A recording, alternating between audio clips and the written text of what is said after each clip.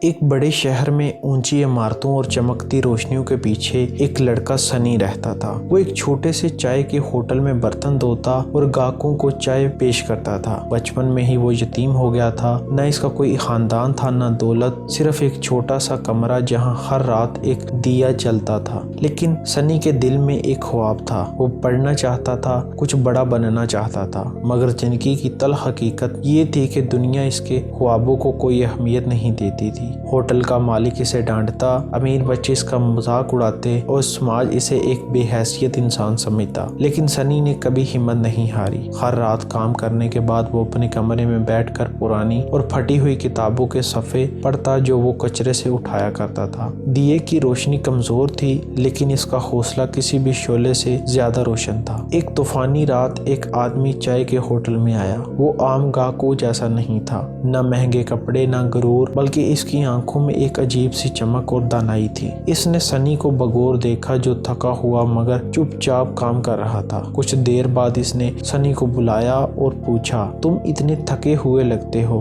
مگر تمہاری آنکھوں میں خواب کیوں ہیں؟ سنی نے ہچکچاتے ہوئے جواب دیا، کیونکہ میں مانتا ہوں کہ اندھیرا عارضی ہوتا ہے، ایک دن میں اپنی روشنی پا لوں گا۔ آدمی مسکرایا اور اسے ایک چھوٹی سی نوٹ بک دی، اپنے خواب اس میں لکھو، کبھی ان پر یقین رکھنا مت چھوڑنا۔ اسی رات سنی نے اپنی کتاب کھولی اور پڑھنا شروع کیا، لیکن اچانک ایک تیز جھونکا آیا اور اس کا واحد دیا بجھ گیا۔ اندھیرا چھا گیا، آنکھوں میں آنسو آ گئے۔ اب میں کیسے پڑھوں گا؟ اگر میں نہیں پڑھ سکتا تو اپنی زندگی کیسے بدلوں گا؟ مگر پھر اسے ہوٹل میں ملنے والے آدمی کی بات یاد آئی، اصل روشنی تمہارے اندر ہے، اگر تم دیا پر بھروسہ کرو گے تو وہ بجھ جا سکتا ہے، لیکن اگر تم اپنے حوصلے پر بھروسہ کرو تو کوئی اسے نہیں بجھا سکتا۔ سنی نے ہمت نہیں ہاری، وہ چائے کے ہوٹل کے چولہے کی روشنی میں پڑھنے لگا، کبھی سڑکوں کے کھمبے کے نیچے اور کبھی چاندنی میں۔ اس کا حوصلہ ہر دن مزید مضبوط ہوتا گیا۔ کئی سال بعد حکومت نے ایک اسکالرشپ امتحان کا اعلان کیا۔ یہ سنی کے لیے زندگی بدلنے کا موقع تھا۔ اس نے خود سے پڑھائی کی تھی، بغیر کسی استاد کے، بغیر اچھی کتابوں کے، مگر ناقابل شکست حوصلے کے ساتھ۔ امتحان کے دن وہ ایک بڑے ہال میں داخل ہوا۔ سب نے اسے حیرانی سے دیکھا، ایک لڑکا جس کے کپڑے پرانے تھے مگر اعتماد بے مثال تھا۔ کچھ دن بعد نتیجہ آیا اور سب حیران رہ گئے۔ سنی نے پورے ملک میں پہلی پوزیشن حاصل کی، اخباروں میں اس کی کہانی چھپ گئی، یونیورسٹیوں نے اسے اسکالرشپ دی۔ دنیا جو پہلے اسے